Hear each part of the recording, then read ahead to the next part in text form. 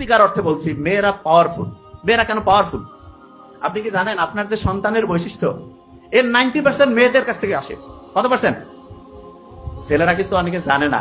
এখন 90% মেয়েদের আসে, তার মানে সন্তানটা ভালো হইলেও বৈশিষ্ট্যটা প্রধানত কার কাছ থেকে আসছে? তাহলে আমাদের যে বৈশিষ্ট্য এটা প্রধানত কি আমার আব্বার জন্য না মায়ের জন্য? এর জন্য রত্নগর্ভা মা।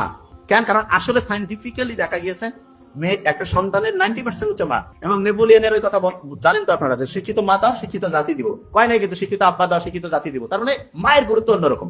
এখন দেখেন, যে জায়গা থেকে আসছিলাম, ওই যে শয়তান বলতেছে আমি মাটির সেজদা করব। এখন মাটির বৈশিষ্ট্য শুনলে আপনি অবাক হবেন। সারা পৃথিবীতে যতগুলো রিসাইক্লিং মেশিন আছে তার মধ্যে নাম্বার 1 মেশিন হচ্ছে মাটি। কি নাম? আপনি কি করছেন? মাটি রিসাইক্লিং মেশিন। হ্যাঁ, আল্লাহ বলছে আমি তোমাকে মাটি থেকে তৈরি করছি। দেখেন, এখন সাইন্টিফিক্যালি প্রমাণ পাবেন। মাটিতেই তোমাকে মিশিয়ে দেবো, তারপরে তোমাকে মাটি থেকে পুনরুজ্জীবিত করব। অনেকে কইতে পারে মাটিতে মিশাবে, মাটিতে পুনরুজ্জীবিত